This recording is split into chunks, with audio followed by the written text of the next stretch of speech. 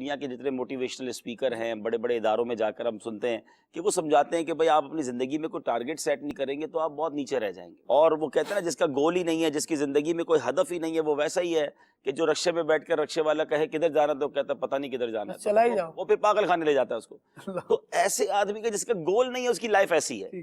लेकिन अगर गोल ये है, मैं कहता हूँ अगर एक ही जुमले में गोल सीखना है, सईदी आला हज़रत ने वो शेर बता दिया ना, उन्हें जाना, अल्लाह अल्लाह अल्लाह, ना रखा गैर से काम, वाह, लिल्लाहिल हम्द में दुनिया से मुसलमान गया। असल में अल्लाह और रसूल जिससे राजी हो गए ना, उसकी जिंदगी तो अच्छी होनी होनी है। खालिक के कायनात रब है, नबी पाक नेमतों को बांटने वाले हैं, खालिक के नेमत राजी और नेमतें को बांटने वाला राजी।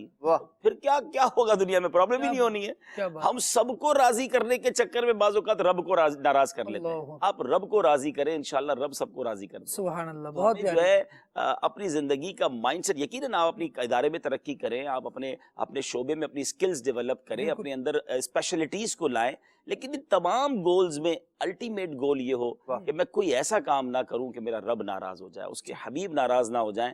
तो फिर देखें आप दुनिया में भी तरक्की करेंगे, आपकी तरक्की को रोक कोई नहीं सकेगा। अल्लाह की रहमत साथ है तो तरक्की कहाँ से रोकनी है।